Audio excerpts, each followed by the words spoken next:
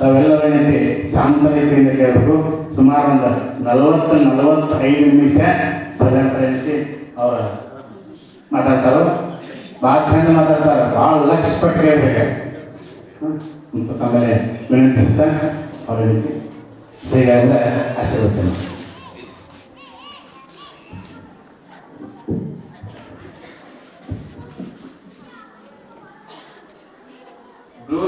ಪ್ರವಾಸಂ ತಂ ಬ್ರಹ್ಮಜ್ಞಾನ ಪ್ರದಾಯಕಂ ಭವತಾಪ ವಿನಾಶಾರ್ಥಂ ಸಿದ್ಧಾರೂಢ ಇತಿ ಮುಚ್ಯತೆ. ಜೀವನ್ಮುಕ್ತಂ ಬ್ರಹ್ಮನಿಷ್ಠಂ ಬ್ರಹ್ಮರೂಪಿಣಂ ಅದ್ವಯಂ ಭಕ್ತಾನಾಂ ಜ್ಞಾನದಾತಾರಂ ಸಿದ್ಧಾರೂಢ ಕರಕಮಲ ಸಂಜಾತಂ ಸದ್ಗುರು ಶ್ಯಾಮಾನಂದಂ ಪ್ರಣಮಾಮ್ಯಹಂ. ಆರಾಧ್ಯ ದೇವತೆ ಪರಶಿವನ ಅಪರಾವತಾರಿ, ಜಾತಿ ಮತ ಪಂಥ ವರ್ಣ ಆಶ್ರಮಗಳ ಪರಿಧಿಯನ್ನು ಮೀರಿ ನಿಂತು ಸಹಜ ಜಗದ್ಗುರು ಎಂದೆನಿಸಿ ನಡೆದು ತೋರಿದ ವಿಶ್ವಯೋಗಿ, ಸಕಲ ಮತೋದ್ಧಾರಕ, ಸರ್ವಧರ್ಮಗಳ ಸಮನ್ವಯ ಆಚಾರ್ಯ, ಅದ್ವೈತ ಸಾಮ್ರಾಜ್ಯದ ಸಾಮ್ರಾಟ,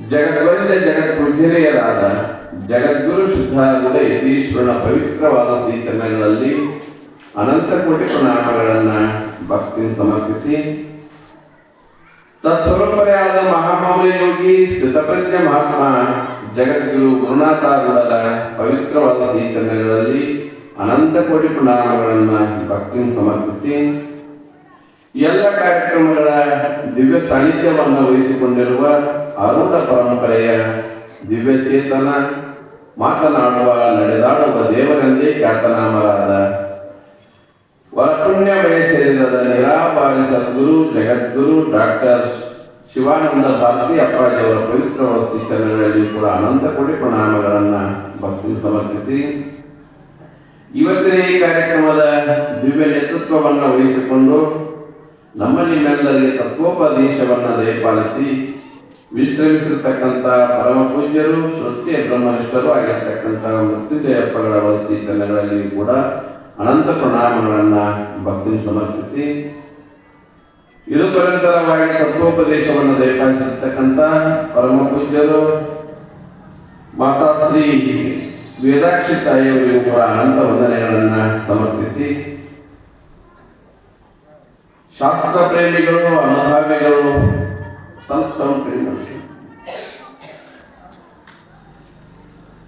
ಅನುಭಾವಿಗಳು, ನಮಗೆಲ್ಲ ಹಿರಿಯರು ಆಗಿರ್ತಕ್ಕಂಥ ಶ್ರೋತ್ರಿಯ ಬ್ರಹ್ಮನಿಷ್ಠರಾದ ರಾಮಾನಂದನವರಿಗೂ ಕೂಡ ಅನಂತ ವಂದನೆಗಳನ್ನು ಸಮರ್ಪಿಸಿ, ಸಂಚಾಲಕರನ್ನೇ ಮೊದಲು ಮಾಡಿಕೊಂಡು ಅವರಿವರೆನ್ನದೇ ತಮ್ಮೆಲ್ಲರಿಗೂ ಕೂಡ ಅನಂತ ವಂದನೆಗಳನ್ನು ಸಮರ್ಪಿಸಿ ಕಾರ್ಯಕ್ರಮದಲ್ಲಿ ಪ್ರವೇಶವಾಗೋಣ.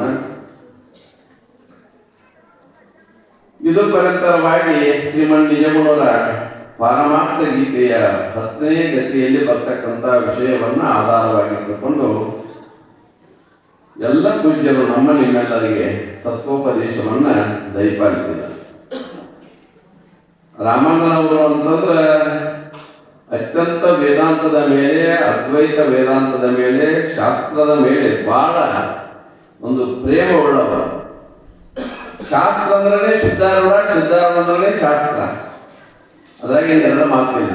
ಅದ್ವೈತ ಅಂದ್ರೆ ಸಿದ್ಧಾರೂಢ, ಸಿದ್ಧಾರೂಢ ಅಂದ್ರೆ ಅದ್ವೈತ. ಅದಕ್ಕಾಗಿ ಅವರು ಅಷ್ಟೊಂದು ಪ್ರೀತಿ ಉಳ್ಳವರು. ನನಗೆ ಇವರು ಹೇಳಿದ್ರು ಸಂಚಾಲಕರು, ರಾಮಣ್ಣ ಅವ್ರು ಈ ವಿಷಯ ಇಡೋಣ ಅಂತಾರ ಅಂತೇಳಿ, ಅವ್ರು ಯಾವ್ದು ಹೇಳ್ತಾರ ಅದನ್ನ ಹೇಳಿ ಅಂತ ಹೇಳಿದರು. ಯಾಕಂದ್ರೆ ನಿಜಗುಣರ ಶಾಸ್ತ್ರವೇ ಸಿದ್ಧಾರೂಢರ ಒಂದು ಉಸಿರಾಗಿದೆ. ಬಹಳಷ್ಟು ಶಾಸ್ತ್ರಗಳಿದ್ದವು, ಅವುಗಳನ್ನು ಆಯ್ಕೆ ಮಾಡಿಕೊಳ್ಳಲಿಲ್ಲ ಸಿದ್ಧಾರೂಢರು. ನಿಜಗುಣರ ಶಾಸ್ತ್ರವನ್ನೇ ಆಯ್ಕೆ ಮಾಡಿಕೊಂಡ್ರು. ಯಾಕಂತ ಕೇಳಿದ್ರೆ ಅವೆಲ್ಲ ಶಾಸ್ತ್ರಗಳು ಒಂದು ಜಾತಿಗೆ, ಮತಕ್ಕೆ, ಪಂಥಕ್ಕೆ ಸೀಮಿತ ಆಗಿದ್ದವು. ನಿಜಗುಣರ ಶಾಸ್ತ್ರ ಹೇಗಿತ್ತು ಅಂತ ಕೇಳಿದ್ರೆ ಸ್ವತಃ ಅವರ ಬರೆದಿಟ್ಟಿದ್ರು. ಸಿದ್ಧಾರೂಢರೇ ನಿಜಗುಣರು, ನಿಜಗುಣರೇ ಸಿದ್ಧಾರೂಢರು, ಎರಡ ಮಾತೇ ಇಲ್ಲ. ಅವರ ಬರೆದಿಟ್ಟಿದ್ರು. ಏನಂತ ಬರೆದಿದ್ರು ಅಂತ ಕೇಳಿದ್ರೆ, ಜಾತ್ಯಾದಿ ನಿರ್ಬಂಧವಿಲ್ಲದೆ ಪರಿಪಕ್ವ ಅಂತಃಕರಣೀಕ ಲಭ್ಯವಾದ ಮೋಕ್ಷವು ಬ್ರಹ್ಮಜ್ಞಾನ ಸಾಧ್ಯವಾದುದರೆ ಸಾಧನ ಚತುಷ್ಟಯ ಸಂಪನ್ನನಾದವನೇ ಅಧಿಕಾರಿ ಎಂದು ಸಿದ್ಧಾಂತಿತವಾಗಿರ್ಕು ಅಂತ ಬರೆದರು. ನೀವು ಉಳಿದೆಲ್ಲ ಶಾಸ್ತ್ರಗಳನ್ನ ನೋಡ್ರಿ ನೀವು ಇಷ್ಟು ಗಟ್ಟಿಯಾಗಿ ಜಾತಿ ಮತಗಳನ್ನೆಲ್ಲ ಮೀರಿ ಪರಿಶುದ್ಧವಾಗಿರ್ತಕ್ಕಂಥ ಅಂತಃಕರಣವುಳ್ಳವರು, ಪರಿಶುದ್ಧವಾಗಿರ್ತಕ್ಕಂಥ ಮನಸ್ಸುಳ್ಳವರು, ಶಾಸ್ತ್ರಕ್ಕೆ ಅಧಿಕಾರಿಗಳೆಂದು ಸಾರಿರತಕ್ಕಂಥ ಏಕೈಕ ಮಹಾತ್ಮ ಅಂತ ಹೇಳಿದ್ರೆ ಅವರು ಶ್ರೀಮನ್ ನಿಜಗುಣ ಶಿವಯೋಗಿಗಳು, ಅವರೇ ಸಿದ್ಧಾರೂಢರು. ಅದಕ್ಕಾಗಿ ನಿಜಗುಣದ ಶಾಸ್ತ್ರದ ಮೇಲೆ ಸಿದ್ಧಾರೂಢರು ಬಹಳ ಅತ್ಯಂತ ಪ್ರೀತಿ ಉಳ್ಳವರು. ಆ ವಿಷಯವನ್ನು ನಂತರ ನೋಡೋಣ. ಸ್ವಲ್ಪ ವಿಷಯಕ್ಕೆ ಬರೋಣ. ಎಷ್ಟು ತಿಳಿದಿದೆ ಅಷ್ಟು ಕೇಳಿ. ವಿಷಯ ಮಾತ್ರ ಕಠಿಣದ, ಏನಂತೇನಲ್ಲ. ಏನು ಹೇಳಿದ್ರು ಅಂತ ಕೇಳಿದ್ರೆ, ಕೇಳಲೆ ಸನ್ಮತಿ ಕೈರವ ಚಂದ್ರ ಪೇಳುವೆ ನಿನಗದಿಗತ ನಿಜ ಸುಖ ಸಾಂದ್ರ ಹುಟ್ಟಲು ಹೊಂದಲು ಬೇಸತ್ತಂಗೆ ನೆಟ್ಟನೆ ಯೋಗ ಅಭ್ಯಾಸದ ವಂಗೆ ಹಿಂದಿನ ದುರಿತ ಕ್ಷಯವಾಗಿದ್ದು ಅಂದಾಭವದ ಸುಕೃತಂ ಒದಗಿತ್ತು ಎಂಬುದಕ್ಕಿದು ಕುರುವಾಯ್ತು ವಿರಕ್ತಿ ಬೆಂಬಳಿಬಿಡಿದ ಮೋಕ್ಷಾಸಕ್ತಿ ಇಂದಾರಬ್ಧ ವಶದಂತಹ ಪಾಪ ಬಂದಳದನು ಮೇಲ್ಸುರಗನುತಾಪ ಸಾಧು ಸಮಾಗಮನಾದಿಗಳಿಂದ ಸಾಧಿತವಾದುದು ಪುಣ್ಯದ ವೃಂದ. ಇದು 10ನೇ ಗತಿಯಲ್ಲಿ ಬರ್ತಕ್ಕಂಥದ್ದು. ಇಲ್ಲಿ ಏನ್ ಹಾಕೊಂಟಾರೋ ಅಂತ ಕೇಳಿದ್ರೆ, ಸಾಧು ಸಮಾಗಮನಾದಿಗಳಿಂದ ಸಾಧಿತ ಮಾಡುವುದು ಪುಣ್ಯದ ವೃಂದ ಅನ್ನೋದು ಮುಖ್ಯ ಗುರಿ. ಇದು ಇಲ್ಲಿ ಪುಣ್ಯಾವಳಿ ಆಗ್ತೈತಿ ಅಂತ ನಾವು ಒಪ್ಪಿದ್ರೆ, ಹಿಂದ 7ನೇ ಗತಿಯೊಳಗೆ 1ನೇಯ ಭೂಮಿಕೆಯೊಳಗೆ ಬಳಿಕಾಪವಲು ಸುಕೃತವನೇಕ ಪರಿಸಲು ಪುರುಷಂಗ ಹೌದು ವಿವೇಕ ಅಲ್ಲೇ ಪುಣ್ಯ ಆಗಿದೆ ಅವನಿಗೆ. ಮತ್ತೆ ಇಲ್ಲ ಪುಣ್ಯ ಹೇಳ್ತಾರೆ 7ನೇಯ ಗತಿಯಲ್ಲಿ 1ನೇಯ ಭೂಮಿಕೆಯಲ್ಲಿ ಅಲ್ಲೆಲ್ಲ ಪುಣ್ಯ ಆಗೈತೆ ಅವನಿಗೆ. ಇಲ್ಲಿ 10ನೇ ಗತಿ ಬಂದಿದ್ದಾನೆ. 10ನೇ ಗತಿಯಲ್ಲಿಯೇ ವಿಷಯ ಇದು. 3 ಭೂಮಿಕೆಗಳನ್ನು ದಾಟಿ 4ನೇ ಭೂಮಿಕೆಯನ್ನು ಹಂದಿಲ್ಲ. 3 ಭೂಮಿಕೆಗಳನ್ನು ದಾಟಿದಾನೆ, 4ನೇ ಭೂಮಿಗೆ ಹಂದಿಲ್ಲ. 1ನೇಯ ಭೂಮಿಕೆಯೊಳಗನ ಅವನು ಪುಣ್ಯ ಆಗೈತಂತ ಪ್ರವೇಶ ಆಗೈತಂತ ನಿಜಗುಣ ಬರೆದಿಲ್ಲ. ಇನ್ನ 10ನೇ ಗತಿಯೊಳಗೆ 4ನೇ ಭೂಮಿಕೆ ಹತ್ತದೆ, ಇನ್ನೂ 3ನೇ ಭೂಮಿಕೆಯಲ್ಲೇ ಅದಾನ. ಇನ್ನು 4ನೇ ಭೂಮಿಕೆಗೆ ಹೋಗವದಾನ. ಸಾಧಕನಾಗಿರ್ತಕ್ಕಂಥವನು, ಮುಖ್ಯವಾಗಿರ್ತಕ್ಕಂಥವನು. ಅಲ್ಲಿ ಯಾವ ಪುಣ್ಯ ಆಗ್ತದೆ? ಒಟ್ಟಾರೆ ಏನು ಅಂತ ಕೇಳಿದ್ರೆ, ಪಾರಮಾರ್ಥ ಗೀತೆಯಲ್ಲಿ ಶಿಷ್ಯನಾಗಿರ್ತಕ್ಕಂಥವ 3 ಪ್ರಶ್ನೆಗಳನ್ನು ಮಾಡಿದ. ಈಗ ನಡೆದದ್ದು 3ನೇ ಪ್ರಶ್ನೆಗೆ ಉತ್ತರ. ಭಕ್ತವರ ಹೋದ ತಕ್ಷಣ 3 ಪ್ರಶ್ನೆ ಮಾಡಿದಾನೆ. ಗುರುಗಳ ಹತ್ತಿರ ಹೋಗಿ, ಶ್ರೀ ಗುರುವಿಗೆ ಶಿಷ್ಯನು ಕೊಡಮಟ್ಟು, ರಾಗಮ್ಮಿಗೆ ಭಕ್ತಿಯೋಳವಟ್ಟು, ತನ್ನ ನಿಜ ಸ್ಥಿತಿ ತಾನೇ ಎಂದು, ಮುನ್ನಿನ ಪರಿಭವ ಎಂತೈತೆಂದು, ಇನ್ನಿದು ಪರಿ ಉಪಾಯವಿದೆಂದು, ನನ್ನಿಯ ನನಗೀಗಳ ಪೇಡೆಂದು, ಬೆನ್ನೈಸಿದೊಡೆ ಗುರುತ್ತಮನಂದು, ಮನ್ನಿಸಿದನು ಶಿಷ್ಯನೋಳಿಂತೆಂದು, ಕೇಳಲೆ ವಾಸಿಷ್ಠಾದಿಗಳಲ್ಲಿ ಬೇರಿದ ತತ್ವಾರ್ಥವನೆಂದೆಲ್ಲಿ ನಿನಗರ್ಪುವೆ ನಾನೀ ಗೀತೆಯೊಳು ತನುಜನ ಕೇಳೈ ಕೆಳದೊಲವಿನಳು ಅಂತ ಪ್ರಾರಂಭ ಮಾಡಿದ. ಶಿಷ್ಯನಾಗಿರ್ತಕ್ಕಂಥವ, ಶಿಷ್ಯ ಹೇಗಿರ್ತಾನೆ ಅನ್ನೋದು ಅದಕ್ಕೆ ಹಿಂದೆ ಮುನ್ನವೇ ಭಕ್ತಿ ಕ್ರಿಯೆಯಿಂದ ನೆರೆಶುದ್ಧವಾದ ಬುದ್ಧಿಯನ್ನುಳ್ಳ ಸಮುನ್ನತ ಸದ್ಗುಣ ಗಣ ಸಂಪನ್ನರಿಗೆ ನಿಜ ಸ್ವರೂಪ ಇದರೊಳು ಸಾಧ್ಯಂ ಅಂತ ಹೇಳಿ ಪ್ರಾರಂಭ ಮಾಡಿದ. ಅಂತ ಶಿಷ್ಯ ಈಗೇನು ಹೇಳಿದಲ್ಲ, ಇಷ್ಟೆಲ್ಲ ಗುಣಗಳಿಂದ ಕೂಡಿಕೊಂಡಿರ್ತಕ್ಕಂಥ ಶಿಷ್ಯವ ಹೋಗಿ ಏನು ಮಾಡಿದ ಅಂತ ಕೇಳಿದ್ರೆ, ಶ್ರೀ ಗುರುವಿಗೆ ಒಡಮಟ್ಟು ಸಾಷ್ಟಾಂಗ ನಮಸ್ಕಾರವನ್ನ ಹಾಕಿದ. ಗೀತೆಯಲ್ಲಿ ಹೇಳಿದ್ದಾರೆ ಏನೋ ಅಲ್ಲ, ಗೀತೆಯೊಳಗನು ತದ್ವಿದ್ಯೆ ಪರಿಪಾತೇನ ಪರಿಪ್ರಶ್ನೇನ ಸೇವೆಯ ಉಪದೇಶಂತೆ ತೇ ಜ್ಞಾನಂ ಜ್ಞಾನಿನಃ ತತ್ವದರ್ಶನ ಅಂತ ಶ್ರೋತ್ರಿಯ ಬ್ರಹ್ಮನಿಷ್ಠನಾಗಿರ್ತಕ್ಕಂಥ ಸದ್ಗುರುನಾಥನ ಹತ್ತಿರ ಹೋಗಿ ಪ್ರಶ್ನೆಯನ್ನ ಮಾಡಬೇಕು. ಮೊದಲು ಸೇವಾದಿಗಳನ್ನು ಮಾಡಬೇಕು. ಸೇವೆಗೆ ಪ್ರಸನ್ನನಾಗಿ ಸದ್ಗುರುನಾಥ ಹೇಳ್ತಾನೆ, ಇಲ್ಲ ಅಂದ್ರೆ ಕೊನೆಗೆ ಪ್ರಶ್ನೆಗಳನ್ನು ಮಾಡಬೇಕು. ಇಲ್ಲಿ ಪರಮಾರ್ಥ ಗೀತೆಯಲ್ಲಿ ಸುಜನ ಶಿರೋಮಣಿ ಆಗಿರ್ತಕ್ಕಂಥ ಶಿಷ್ಯ ಬಂದು ಪ್ರಶ್ನೆ ಮಾಡಿದ 3 ಪ್ರಶ್ನೆಗಳು. ಮೊದಲನೇ ಪ್ರಶ್ನೆ ಏನು ಅಂತ ಕೇಳಿದ್ರೆ ತನ್ನ ನಿಜ ಸ್ಥಿತಿ ತಾನೇ ಎಂದು ಗುರುಗಳ ಕುರಿತು ಕೇಳಿದವ. ನನ್ನ ಯಥಾರ್ಥವಾದ ಸ್ವರೂಪ ಯಾವುದು?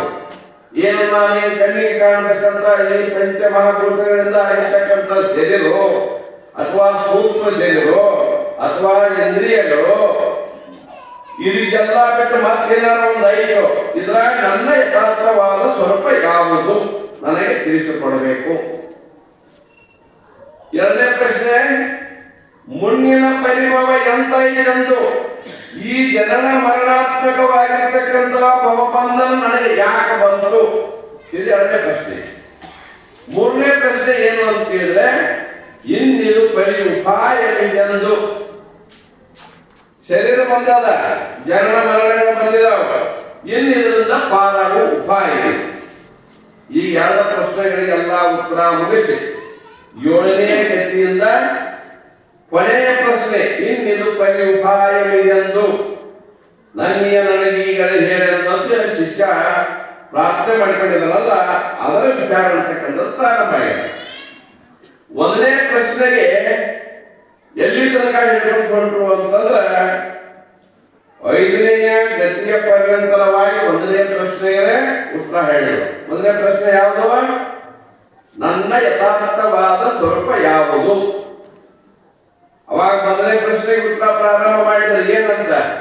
ಸುಜನ ಶಿರೋಮಣಿ ಶಿಷ್ಯನೇ, ನಿನ್ನ ನಿಜ ಊಹಿಸಬಾರದ ಸಂಪನ್ನ, ಅದು ವಚನಕ್ಕೆ ಗೋಚರಮಲ್ಲೆಂದು, ಅದು ಮಾನಸಕ್ಕೆ ವಿಷಯವಲ್ಲೆಂದು ಬೇಡುತ್ತ ಮತ್ತೊಂದು ಅನುವಿಂದ ಕೇಳಿ ಉಪದೇಶಿಸಬೇಕದರಿಂದ ಸತ್ಯಂ ಜ್ಞಾನಂ ಸುಖಾತ್ಮಕನೆಂದು ನಿತ್ಯಂ ಪರಿಪೂರ್ಣಂ ತಾನೆಂದು ದೃಶ್ಯ ವಿಲಕ್ಷಣದಿಂದ ಕುರುವಿಟ್ಟು ವೈಷ್ಣವಿದಂದನೆ ಲಕ್ಷಿಸಿಕೊಟ್ಟು ಅದು ವಚನಕ್ಕೆ ಗೋಚರನೆಂದೆನಿಸುತ್ತಾ ಧ್ಯಾನಿಸಿ ಬೇಡಿತು ಶ್ರುತಿಗಳ ಮೊತ್ತ.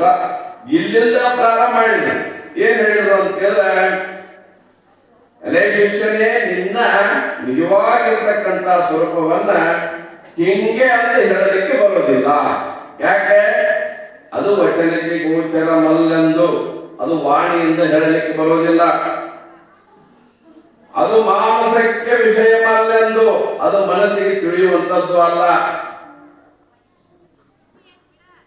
ಇದನ್ನೇ ಕೇನೋಪನಿಷತ್ತಿನಲ್ಲಿಯೂ ಪ್ರಶ್ನೆ ಮಾಡಿದ ಶಿಷ್ಯನಾಗಿರ್ತಕ್ಕಂಥವ.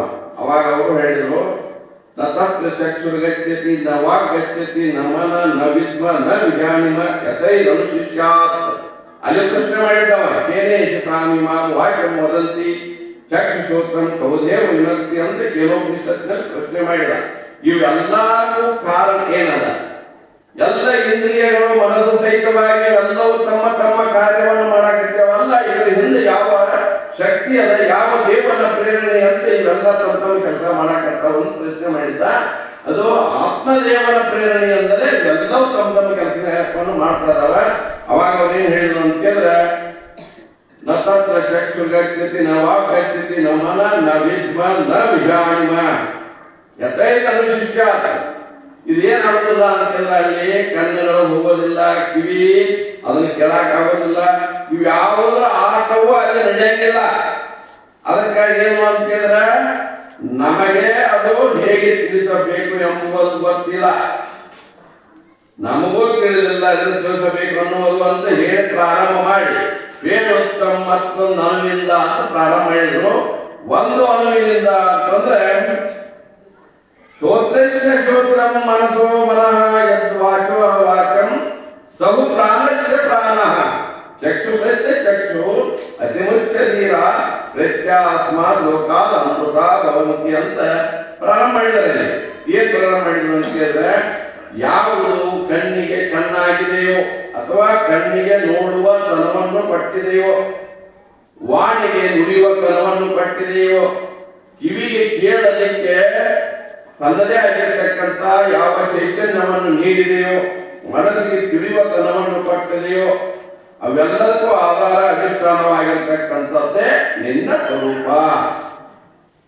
ಇವ್ಯಾವ ಅಲ್ಲ, ಕಿವಿ ಕೇಳಾಕತ್ತಲ್ಲ, ಕಿವಿ ಕೇಳದಂತಂದ್ರೆ ಏನು ಅಂತ ಕೇಳಿದ್ರೆ ಚೇತನದ ಆಶ್ರಯವನ್ನು ಪಡೆದುಕೊಂಡು ಕಿವಿ ಕೇಳುತ್ತದೆ. ಆ ಚೇತನವೇ ಆತ್ಮ, ಅದೇ ನಿನ್ನ ಸ್ವರೂಪ ಅಂತೆಲ್ಲ ತಿಳಿಸಿದ್ರು. ಇಲ್ಲಿ ಕೇಳುತ್ತ ಮತ್ತೊಂದು ಅನುವಿನಿಂದ ಅಂತ ಪ್ರಾರಂಭ ಮಾಡಿ ಕೇಳಿ ಉಪದೇಶಿಸಬೇಕ. ಅದರಿಂದ ಅವನು ಅನುವಿನಿಂದ ಸದ್ಗುಣಾದಂತಕ್ಕಂಥವ್ರು ತಿಳಿಸ್ಕೊಡ್ತಕ್ಕಂಥವ್ನಾಗ್ತಾನ. ಒಂದನೇ ಪ್ರಶ್ನೆಗೆ ಎಲ್ಲಿ ತನಕ ಹೋಯ್ತು ಅಂತ ಕೇಳಿದ್ರೆ ಬಹಳ ದೂರ ತನಕ 5ನೇ ಗತಿಯ ಪರ್ಯಂತರವಾಗಿ ಉತ್ತರ ಕೊಟ್ಕೊಂಡು ಬಾರದು. ಎಲ್ಲಿಗೆ? 5ನೇ ಗತಿಯ ತನಕ. 2ನೇ ನುಡಿಯಲ್ಲಿ 3ನೇ ನುಡಿಯಲ್ಲಿ ಬಹಳ ಸಾಕ್ಷಾತ್ ನಿರ್ಲಕ್ಷಣವಾಗಿ ನೀನು ಈಕ್ಷಿಸ ನಿರ್ಗುಣವಾಗಿ ನೀನು ಅಜಯ ನಾನಾ ಗುಣಮಯ ನೆನೆಸಿ ನಾನಾ ಶಿಕ್ಷೆ ಸಮನ್ವಿತ ನೆನೆಸಿ ನಾನಾ ವಿಧ ಲೀಲಾಸ್ಪದ ನೆನೆಸಿ ಬಹಳ ಸುಂದರವಾಗಿ ಪರಮಾತ್ಮ ಗೀತೆ ಅಂತಕ್ಕಂಥದ್ದು ಬಹಳ ಸುಂದರವಾಗಿರ್ತಕ್ಕಂಥ ಗ್ರಂಥ. ಇದನ್ನೆಲ್ಲ ಹೇಳಿ ಹೇಳಿ ಎಲ್ಲಿ ಬಂದ್ರು ಅಂತ ಕೇಳಿದ್ರೆ ಬ್ರಹ್ಮ ನೆನೆಸಿ ಲೋಕಂ ಸೃಜಿಸುತ್ತ ನೀನ ಬ್ರಹ್ಮನು ನೀನಾಗಿ ವಿಷ್ಣುನು ನೀನಾಗಿ ಶಾಸ್ತ್ರ ಪಾಠ ಮುಂದೆ ಇದಕ್ಕೆ ಬರೋಣ ಜನರಲ್ ಆಗಿ ಮಾತಾಡೋಣ. ಸ್ವಲ್ಪ ಇಟ್ಟದಾಗಂದ್ರೆ ಹೇಳೋಣ ಅಂತ ಬಂದಿದ್ದೆ. ಎಲ್ಲ ನೀನಾಗಿ ಸಾಧು ಸದಾ ಶಿವನಾಗಿ ಹೇಳಿದಲ್ಲ ಅಪ್ಪಳ ತನ್ನ ಪದವಿಯ ನಿವೃತ್ತ ಮತ್ತಾಯ ದೇವರ ಹೆಸರಿಂದ ಚಿತ್ತದೊಳಗ ನಿವೃತ್ತಿಯ ಕಂದ ಅಂತ ಪಾರ್ವತೀಯೊಳಗೆ ಎಲ್ಲವೂ ನೀನೇ ಆಗಿದಿ. ಏನುಂಟಾದೆಲ್ಲ ತಾನಾಗಿ ತೋರ್ಪವು ನಿನ್ನೆ ಬೇರಿಲ್ಲಾಗಿ ತೋರ್ಪೆಯು ನೀನೇ ಜಗನ್ಮಯನಾಗಿ ಆಲಯದಿಂದ ಮಹೇಶ ನೆನಪೆ ನೀನೇ ಮಹೇಶ್ವರದಿ ನಿನ್ನ ಬಿಟ್ಟು ಮತ್ತೊಂದು ಇಲ್ಲ ಎಲ್ಲ ಹೇಳಿದರು. ಹೇಳಿದ್ರು ಯಾವ ಶಿಷ್ಯ ಬಹಳ ಇದ್ದಿದ್ದಲ್ಲ, ಅದೇನು ಒಂದು ದಿವಸಕ್ಕೆ 2 ದಿವಸಕ್ಕೆ ಮುಗಿದಲ್ಲ, ಒಂದು 4 ವರ್ಷ ಹೇಳ್ಕೊಂಡು ಹೋದಾಗ ಏನಾದ್ರು ಮುಗಿಯುವಂಥದ್ದು. ಈಗ 1ನೇ ಪ್ರಶ್ನೆಗೆ ಎಲ್ಲಿ ಬಂದಿದ್ರು ಅಂತ ಕೇಳಿದ್ರೆ ಏನೈತದೆ ಎಲ್ಲವೂ ನೀನಾಗಿ ನಿನ್ನ ಸ್ವರೂಪದ ನೀನೇ ಪರಬ್ರಹ್ಮ ಸ್ವರೂಪ, ನೀನೇ ಪರಮಾತ್ಮ, ನೀನೇ ಮಹೇಶ್ವರ, ನೀನೇ ಬ್ರಹ್ಮ, ನೀನೇ ವಿಷ್ಣು, ಎಲ್ಲಾ ದೇವರು ನೀನೇ ಆಗಿದಿ ಅಂತ ಹೇಳಿದ್ರು. ಅವಾಗ ಮತ್ತೆ ಪ್ರಶ್ನೆ ಮಾಡಿದ. ಏನ್ ಪ್ರಶ್ನೆ ಮಾಡಿದ ಅಂತ ಕೇಳಿದ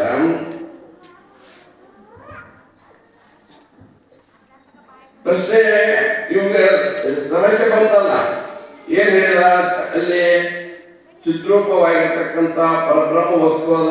ಆ ವಸ್ತುವೇ ಏನಾಯ್ತು ಅಂತ ಕೇಳಿದ್ರೆ ಅವಿದ್ಯೆಯಲ್ಲಿ ಪ್ರತಿಬಿಂಬಿಸಿ ಜೀವ ಅನಿಸ್ಕೊಂಡಿತು, ಮಾಯೆಯಲ್ಲಿ ಪ್ರತಿಬಿಂಬಿಸಿ ಈಶ್ವರ ಅನಿಸ್ಕೊಂಡ, ಅವನೇ ಮಹೇಶ್ವರ ಅದ, ಎಲ್ಲ ಆದವು ನೀನ ಅಂತ ಹೇಳಿದ್ರು. ಹಂಗಾದ್ರ ನಾನಾ ದೇವ ಆಗಿದ್ರ ಏನ್ ಕೇಳಿದ ಅಂತ ಕೇಳಿದ್ರೆ ಚಿತ್ತೇ ಸಾಕ್ಷಾತ್ ಈಶನು ಕಂಡ್ಯ ಮತ್ತ ಈಶನು ಜೀವನು ಕಂಡ್ಯ. ನೀವೇ ಹೇಳಿದ್ರಿಂದ ಈಶ್ವರ ಅಂದಾವು ನೀನ, ಜೀವ ಅದಾವು ನೀನ. ಸಾಕ್ಷಾತ್ ಚಿತ್ತೇ ಈಶನು ಕಂಡ್ಯ ಮತ್ತ ಈಶನು ಜೀವನು ಕಂಡ್ಯ. ಈಶ್ವರತೆಯು ಇಲ್ಲದ ಸಂಸಾರ ಶಾಶ್ವತ ದುಃಖವ ನುಡಿಯ ಘೋರ ಜನ್ಮ ಮರಣಗಳ ಕಾಲಾಟ ಘನತರ ಕರ್ಮಗಳ ಕಾಲಾಟ ಜನ್ಮ ಮರಣಗಳ ಕೊರತಾಟ ದೇವರಿಗೆ ಈ ಪರಿ ಬಂದಿಪ್ಪುದೆಂದು ಭಾವಿಸಿ ಕೇಳಿದ ಶಿಷ್ಯನಿಗಂದು ಗುರುವಿಂದಂ ದುರ್ನೀತಿಗಳಿಂದ ವರವಿಪ್ರಣೆ ಶುದ್ಧತೆ ಒಡೆದಂದ ಸಂಕೋಚತೆಯ ಲೇಷದಿ ಬಗೆವಡೆದನು ಈಶನು ತಾನೇ ಜೀವತೆಯ. ಏನ್ ಹೇಳಿದ ಅಂತ ಕೇಳಿದ್ರೆ ಗುರುಗಳಾಗಿರ್ತಕ್ಕಂಥವ್ರಿಗೆ ಪ್ರಶ್ನೆ ಏನ್ ಹೇಳಿದ ಅಂತ ಕೇಳಿದ್ರೆ ಸಾಕ್ಷಾತ್ ಚಿತ್ತೆ ಈಶನು ಕಂಡ್ಯ. ಆ ಪರಬ್ರಹ್ಮ ಸ್ವರೂಪವೇ ಈಶ್ವರ ಅನಿಸ್ಕೊಂಡ, ಜೀವ ಅನಿಸ್ಕೊಂಡ, ಎಲ್ಲ ಅವ ಆಗಿದನು ಅಂತಂದ್ರೆ ಈಶ್ವರತೆಯೊಳಿಲ್ಲದ ಸಂಸಾರ. ಈಶ್ವರನಿಗೆ ಯಾವುದೂ ಹುಟ್ಟುವುದಿಲ್ಲ, ಸಾಯುವುದಿಲ್ಲ, ಬಂದಿಲ್ಲ, ಮೋಕ್ಷಿಲ್ಲ, ಯಾವ್ಯಾವುದು ಏನೇನು ಇಲ್ಲ. ಜನನ ಜರ ಮರಣಗಳ ಕೊರತಾಟ ದೇವರಿಗೆ ಇಲ್ಲ. ನೀ ದೇವರ ಅಂತ ಹೇಳಿದ್ದೀರಿ ಅಂತಂದ್ರ ಆ ದೇವರಿಗೆ ಬಂದ್ ಯಾಕಿಲ್ಲ. ನೀ ದೇವರ ಅಂತ ಹೇಳಿದ್ರಿ ಇಲ್ಲಿ ತನಕ ನೀನೇ ಜಗನ್ಮಯ ನಪ್ಪೆ, ನೀನೇ ಮಹೇಶ್ವರ ಅಂತೆಲ್ಲ ಹೇಳಿದ್ರಿ. ನಾನಾ ದೇವರಾಗಿದ್ದ ಜನನ ಜರ ಮರಣಗಳ ಕೊರತಾಟ ದೇವರಿಗೆ ಈ ಪರಿ ಬಂದಿಪ್ಪುದೆಂದು ದೇವರು ನಾನ ಆಗಿದ್ನಿ ಅಂದ್ರೆ ನನಗೆ ಯಾಕೆ ಬರ್ತು ಹೇಳ್ರಿ ಗುರುಗಳ ಅಂತಂದ. ಅವಾಗ ಗುರುಮ ಹೇಳಿದ್ರು ಗುರುವೆಂದನ್ ದುರ್ನೀತಿಗಳಿಂದ ವರವಿಪ್ರನೆ ಶುದ್ಧತೆ ಒಡೆದಂದ. ಅಜಾಮಳ ಅಂತಕ್ಕಂಥ ಒಬ್ಬ ಬ್ರಾಹ್ಮಣ, ಶುದ್ಧ ಬ್ರಾಹ್ಮಣ, ಏನ್ ಮಾಡಿದ ಅಂತ ಕೇಳಿದ್ರೆ ಬ್ಯಾಟಿ ಆಡಲಿಕ್ಕೆ ಹೋಗಿ ಕಾಡಿನಲ್ಲಿ ಹೋಗಿ ತಪ್ಪಿಸಿಕೊಂಡು ಅಲ್ಲೇ ಬ್ಯಾಟಿ ಸಂಘ ಮಾಡಿದ. ಸಂಘ ಮಾಡಿ ಏನ್ ಮಾಡಿದ ಅಂತ ಕೇಳಿದ್ರೆ ಅವರ ಉದ್ಯೋಗಕ್ಕನ ಗಣ್ ಹಾಕಿ ದುರ್ನೀತಿಗಳಿಂದ ಏನ್ ಅನ್ಕೊಳಕೈತಿಲ್ಲ ಅಂತ ಕೇಳಿದ್ರೆ ಶೂದ್ರ ಶೂದ್ರ ಶೂದ್ರ ಅನ್ಕೊಳಕೈತಿ. ನೀವು ನಿಜವಾಗಿ ಶೂದ್ರ ಏನು ಅಂತ ಕೇಳಿದ್ರೆ ಅಲ್ಲ, ಶುದ್ಧ ಬ್ರಾಹ್ಮಣ. ಯಾಕ ಆದ ಅಂತ ಕೇಳಿದ್ರೆ ಅಲ್ಲಿ ಅವರ ಸಂಘವನ್ನು ಮಾಡಿ ಅವರ ಉದ್ಯೋಗದಲ್ಲಿ ಪ್ರವರ್ತನಾದ್ದರಿಂದ ದುರ್ನೀತಿಗಳಿಂದ ಏನಾದ ಅಂತ ಕೇಳಿದ್ರೆ ಅವನು ಶೂದ್ರ ಅನಿಸಿಕೊಂಡಂತೆ. ಆ ಶುದ್ಧ ಚೇತನವೇ ಅವಿದ್ಯೆಯ ಸಂಘ ಮಾಡಿದ್ದರಿಂದ, ಅಜ್ಞಾನದ ಸಂಘ ಮಾಡಿದ್ದರಿಂದ, ಅಜ್ಞಾನದಲ್ಲಿ ಪ್ರತಿಬಿಂಬಿಸಿದ್ದರಿಂದ ಆ ಅವಿದ್ಯೆ ಅಂತಕ್ಕಂಥದ್ದು ಏನ್ ಮಾಡಿತ್ತು ಅಂತ ಕೇಳಿದ್ರೆ ಪರಿಪೂರ್ಣನಾಗಿರ್ತಕ್ಕಂಥ ಪರಬ್ರಹ್ಮ ವಸ್ತುವನ್ನು ಮುಚ್ಚಿ ಈ ಶರೀರವೇ ನಾನು, ಇಲ್ಲಿದ್ರ ನಾ ಇರ್ತೀನಿ, ಇದು ಸತ್ರ ನಾ ಸಾಯ್ತೀನಿ, ಏನೇನಕ್ಕವು ಎಲ್ಲಾನು ಇದ್ರ ಮೇಲೆ ಆರೋಪ ಮಾಡಿಕೊಂಡ. ಆದುದರಿಂದ ಏನಾಯ್ತು ಇವನಿಗೆ ಅಂತ ಕೇಳಿದ್ರೆ ಜನನ ಜರಾಮರಣಗಳ ಹೊರತಾಟ ಘನತರ ಕರ್ಮಗಳ ಕಾಲಾಟ ಬಂದದ. ಈ ಅವಿದ್ಯೆಯ ವಶದಿಂದ ಬಂದದ ಹೊರತಾಗಿ ಮತ್ತಾವುದೊಂದು ಬಂದಿಲ್ಲ ಅಂತ ಹೇಳಿದರು. ಹೇಳಿದ ನಂತರ ಹಂಗ ಮುಂದಿನ ಪ್ರಶ್ನೆ ಏನು, ಇದನ್ನೆಲ್ಲ ಹಂಗೆ ಪಾರಾಗಬೇಕು. ಮೂರನೇ ಪ್ರಶ್ನೆ ಏನು, ಏನಿದು ಪರಿಪಾಯ ಎಂದು ಇದರಿಂದ ನಾ ಹೆಂಗೆ ಮುಕ್ತ ಆಗಬೇಕು ಅಂತ ಪ್ರಶ್ನೆಯನ್ನು ಮಾಡಿದಾಗ ಅವಾಗ ಗುರುವಾಣ ಹೇಳಿದ್ರು, ಮುಕ್ತಂಗಾದರುವಿನ ಭೂಮಿಗಳು ಮುಕ್ತಿ ಪದದೊಳುಂಟವ ನೆರೆಗೇಳು, ವಿರತನು ಮೋಕ್ಷವ ಬಯಸುವುದೊಂದು, ಗುರುಗಳ ನೈತಿ ವಿಚಾರಿಸುವುದೊಂದು, ನಿಸ್ಸಂಗಕ್ಕೆ ಪಡೆಯುವುದೊಂದು, ನಿಸ್ಸಂಶಯ ಸುಖ ವಿಡಿಯುವುದೊಂದು, ವಾಸನೆ ವಿಲಯವ ನೈರುಪದೊಂದು, ವಾಸುರ ಮೇಪ ತೂರ್ಯ ಮದೊಂದು, ಮೇಲನ ತೂರ್ಯ ಈತ ಮದೊಂದು ಅಂತ 7 ಭೂಮಿಕೆಗಳದಾವ. ಆ 7 ಭೂಮಿಕೆಗಳ ಚೆನ್ನಾಗಿ ಅಧ್ಯಯನ ಮಾಡಿ. ಮೊದಲನೇ ಭೂಮಿಕೆ ಯಾವುದು? ವಿರತನು ಮೋಕ್ಷವ ಬಯಸುವುದೊಂದು. ಮೋಕ್ಷ ಬೇಕು. ಮೋಕ್ಷ ಅಂದ್ರೆ ಏನು? ನಿಮಗೆ ಯಾರ್ಯಾರಿಗೆ ಸುಖದ ಅಪೇಕ್ಷೆ ಇದ್ದಲ್ಲ ನಿಮಗೆಲ್ಲ ಮೋಕ್ಷ ಬೇಕಾಗಿದೆ ಅಂತ ತಿಳ್ಕೊಂಡು, ಅದು ಕೆಲವರಿಗೆ ವಿಷಯಾದ ಸುಖ ಇರ್ಬೋದು, ಯಾವ ಸುಖ ಯಾಕಿರಲಿ, ಸುಖದ ಇಚ್ಛೆ ಉಳ್ಳವರೆಲ್ಲರೂ ಮೋಕ್ಷದ ಇಚ್ಛೆ, ಡೈರೆಕ್ಟರ್ ಆಗಲಿ ಇನ್ಡೈರೆಕ್ಟರ್ ಆಗಲಿ, ಮೊದಲು ಎಲ್ಲ ಪುಸ್ತಕಕ್ಕೆ ಇದನ್ನ ಮಾಡಿದ್ರು ಸಹಿತ ನಂತರ ಗೊತ್ತಾಗ್ತದ ಅವನಿಗೆ ಈ ಸುಖ ಸರಿ ಇಲ್ಲ, ಇದು ನಮಗೆ ಮುಂದೆ ಅಂತ ಸುಖ ಬೇಕು ಅಂತ ಕೇಳಿದ್ರೆ ಸಾಕೆನಿಸದ ಸವೆಯದ ಮತ್ತೊಂದನ್ನು ಬೇಕೆನಿಸದೆ ಇರ್ತಕ್ಕಂಥ ಸುಖದ ಇಚ್ಛೆ ಅಂತಕ್ಕಂಥ ಸಹಜವಾಗಿ ಆಗ್ತದೆ. ಇದು 1ನೇ ಭೂಮಿಕೆ. ಮೋಕ್ಷಕ್ಕೆ 7 ಮೆಟ್ಟಲುಗಳನ್ನ ಮಾಡಿದ್ದಾರೆ ಅಲ್ಲಿ. 1ನೇ ಯಾವುದು ಅಂತ ಕೇಳಿದ್ರೆ ಸುಖೇಚ್ಛೆ ಅಂತಕ್ಕಂಥದ್ದು. ಗುರುಗಳ ನೈತಿ ವಿಚಾರಿಸುವುದೊಂದು, ಗುರುಗಳ ಹತ್ತಿರ ಹೋಗಿ ವಿಚಾರ ಮಾಡತಕ್ಕಂಥದ್ದು 2ನೇ ಭೂಮಿಕೆ. ಅದು ಸುವಿಚಾರಣಿ ಅಂತಕ್ಕಂಥ 2ನೇ ಭೂಮಿಕೆ. 3ನೇ ಭೂಮಿಕೆ ಯಾವುದು ಅಂತ ಕೇಳಿದ್ರೆ ನಿಸ್ಸಂಗಕ್ಕೆ ಪಡೆಯುವುದೊಂದು. ನಿಧಿತ್ಯಾಸನ ಪರವಾಗಿರ್ತಕ್ಕಂಥ ಈ ಅನಾತ್ಮಕ ವೃತ್ತಿಯನ್ನೆಲ್ಲ ತ್ಯಾಗ ಮಾಡಿ ದೇಹವೇ ನಾನಲ್ಲ, ದೇಹವನ್ನು ಮೊದಲು ಮಾಡಿಕೊಂಡು ಅಹಂಕಾರ ಪರಂಪರವಾಗಿ ತೋರತಕ್ಕಂಥ ಇದು ನಾಮ ರೂಪ ಕ್ರಿಯೆಗಳಿಂದ ಕೂಡಿರ್ತಕ್ಕಂಥ ದೇಹಾದಿ ಪ್ರಪಂಚ ನಾನು ಅಲ್ಲ ಅಂತ ತಿಳಿಯೋದು 3ನೇ ಭೂಮಿಕೆ. ಇನ್ನು 4ನೇ ಭೂಮಿಕೆ ಯಾವುದು ಅಂತ ಕೇಳಿದ್ರೆ ನಿಸ್ಸಂಶಯ ಸುಖ ವಿಡಿಯುವುದು ಒಂದು 4ನೇ ಭೂಮಿಕೆ. 5ನೇ ಭೂಮಿಕೆ ವಾಸನೆ ವಿಲಯವ ನೈದಿಪ್ಪುವುದೊಂದು, ಎಲ್ಲ ವಾಸನೆಗಳನ್ನು ತ್ಯಾಗ ಮಾಡುವುದು. 6ನೇ ಭೂಮಿಕೆ ಸೂರ್ಯ ಅಂತಕ್ಕಂಥದ್ದು, ವಾಸುರ ಮೇಪ ಸೂರ್ಯ ಮದೊಂದು, 6ನೇ ಭೂಮಿಕೆ ಸೂರ್ಯ. 7ನೇ ಭೂಮಿಕೆ ಸೂರ್ಯಾತೀತ. ಇಷ್ಟು ಭೂಮಿಕೆಗಳದಾವ. ಮೊದಲಿನ 3 ಭೂಮಿಕೆಗಳ ಅಭ್ಯಾಸ ಮಾಡುವುದರಿಂದ ಏನಾಗ್ತೈತಿ ಅಂತ ಕೇಳಿದ್ರೆ ಅವು ಸಾಧನ ಪರವಾಗಿರ್ತಕ್ಕಂಥ ಭೂಮಿಕೆಗಳು. 4, 5, 6, 7 ಅಂತಕ್ಕಂಥವು ಸಾಧ್ಯವಾಗಿರ್ತಕ್ಕಂಥ ಭೂಮಿಕೆಗಳು. 4ನೇ ಭೂಮಿಕೆಯಲ್ಲಿ ಇದ್ದವನು ಜ್ಞಾನಿನೇ, 5ನೇ ಭೂಮಿಕೆ ಹೋದವನು ಜ್ಞಾನಿನೇ, 6ನೇ ಭೂಮಿಕೆಯಲ್ಲಿ ಇದ್ದವನು ಜ್ಞಾನಿನೇ, 7ನೇ ಭೂಮಿಕೆಯಲ್ಲಿ ಇದ್ದವನು ಜ್ಞಾನಿನೇ. ನಾಲ್ಕನೇ ಭೂಮಿಕೆಯಲ್ಲಿದ್ದವ ಏನಂತ ಕರೀತಾರೋ ಅಂತ ಕೇಳಿದ್ರೆ ಬ್ರಹ್ಮವಿತ್ ಅಂತ ಕರೀತಾರೆ. ಐದನೇ ಭೂಮಿಕೆಯಲ್ಲಿದ್ದವನಿಗೆ ಬ್ರಹ್ಮವಿದ್ವರ. ಆರನಲ್ಲಿರುವವನಿಗೆ ಬ್ರಹ್ಮವಿದ್ವರ್ಯಾನ್. ಏಳನೇ ಭೂಮಿಕೆಯಲ್ಲಿರ್ತಕ್ಕಂಥವನಿಗೆ ಬ್ರಹ್ಮವಿದ್ವರಿಷ್ಠ. ಗುರುನಾಥರವರಂತವರು, ಸಿದ್ಧಾರವರಂತವರು ಇವರೆಲ್ಲರೂ ಬ್ರಹ್ಮವಿದ್ವರಿಷ್ಠರು. ಏಳನೇ ಭೂಮಿಕೆಯಲ್ಲಿರ್ತಕ್ಕಂಥವ್ರು. ಇಷ್ಟು ಭೂಮಿಕೆಗಳಿರ್ತಕ್ಕಂಥವದವ. ಈ ಭೂಮಿಕೆಗಳಲ್ಲಿ ಈಗ ಏನಾಗ್ಯದ ಅಂತ ಕೇಳಿದ್ರೆ ಒಂದನೇ ಭೂಮಿಕೆಯನ್ನ, ಎರಡನೇ ಭೂಮಿಕೆಯನ್ನ, ಮೂರನೇ ಭೂಮಿಕೆಯನ್ನ ದಾಟಿ ನಾಲ್ಕನೇ ಭೂಮಿಕೆಗೆ ಹೋಗುವವನ ವಿಷಯ ನಡೆದವ. ಹೇಳಿದ್ರು ಯಾವ ಭೂಮಿಕೆಗೆ ಯಾರು ಮತ್ತೊಂದು ಶಿಷ್ಯಾಟಿಗೆ ಬಿಡಲಿಲ್ಲ. ಭೂಮಿಕೆಗೆ ಯೋಗ್ಯನ ಚಿನ್ನಮಿದೆಂದು ಭೂಮಿಕೆಗಳ ಅಭ್ಯಾಸ ಕ್ರಮವೆಂತು ನನಗೆ ತಿಳಿಯುವಂತ ಹೇಳು ಗುರುವೆ ಅಂತ ಕೇಳಿದಾಗ ಸಾಧು ಸುತನಿ ಕೇಳಿ ಅದರ ಸಾಧಕ ಜನಕ್ಕೆ ಅತ್ಯಂತ ಹಿತಾರ್ಥ. ರಾಗಿಗಳ ನೆಲೆಯೊಳಗೆ ಆಗಲೇ ತೋರುತ್ತಿಯರವರೊಳಗೆ ಮುಕ್ತಿ ಸುಖಂ ಸಂಸಾರದಲ್ಲುಂಟು, ಮುಕ್ತಿಯ ನೈದಲ್ಲ ಅದರೊಳಗನುಂಟು. ಕಲ್ವನ್ನಂತೆ ನಿದ್ರಿತನಂತೆಯೇ ವಾಳ್ಮನೆಯೊಳಗಿನ ದೀವಿಗೆಯಂತೆಯೇ ಎನಗದು ಬೇಡಿಯ ಪರವೇ ಸಾಕು, ಅದರಿಂದ ಸತ್ಕರ್ಮವೇ ಬೇಕು ಎಂದೆಂದಿರ್ಬರು ರಾಗಿಗಳಲ್ಲ ಅಂದಾಗುವಿಗೆ ಯೋಗ್ಯರೇ ಅಲ್ಲ. ಪಾತ್ರವನ್ನು ಯಾವಾಗ ಸಂದರ್ಶಕ ನೋಡೋನು ಇವ್ರಿಗೆ ಯೋಗ್ಯ ಅಲ್ಲ ಅಂತ ಹೇಳಿದ್ರು. ನೀವು ಯೋಗ್ಯ ಯಾರು ಅಂತ ಕೇಳಿದ್ರೆ ಎಲ್ಲ ವಿಷಯಗಳನ್ನ ತ್ಯಾಗ ಮಾಡಿ ಮೆಲ್ಲನೆ ಒಳಸರಿಯುತ್ತಾ ಒಳ್ಳೆಯ ಬಟ್ಟೆಯ ನಾರಯುತ್ತಾ ಯಮನಕ್ಕೆ ಭೋಗವಿರಾಗಿ ಅಹನುಳ್ಳಾತನೇ ಸುಖದಿಚ್ಛೆಯ ಯೋಗಿ. ಒಂದನೇ ಭೂಮಿಕೆಗೆ ಅವನೇ ಯೋಗ್ಯ ಅಂತ ನಿರ್ಣಯ ಮಾಡಿದ್ರು. ಮಾಡಿದ ನಂತರ ಎರಡನೇ ಭೂಮಿಕೆ ಹೋದ. ಎರಡನೇ ಭೂಮಿಕೆಯಿಂದ ಮೂರನೇ ಭೂಮಿಕೆಗೆ ಹೋಗಿ ಇಲ್ಲಿ ಬಂದಿದ್ದ ವಿಷಯ. ಮೂರು ಭೂಮಿಕೆಗೆ ಈ ವಿಷಯಕ್ಕೆ ಬಂದಿತ್ತು.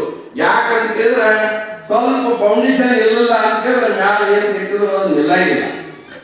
ಇಲ್ಲಿ ಏನಾಗಿದೆ ಅಂತ ಕೇಳಿದ್ರೆ ಹುಟ್ಟಲು ಒಂದಲ್ಲಿಗೆ ಸತ್ಸಂಗ ಪ್ರಾರಂಭ ಮಾಡಿ ಕೊನೆಗೆ ನಿರ್ಣಯ ಏನು ಅಂತ ಕೇಳಿದ್ರೆ ಸಾಧು ಸಮಾಗಮನಾದಿಗಳಿಂದ ಸಾಧಿತ ಮಾಡುವುದು ಪುಣ್ಯದ ಬಂಧ.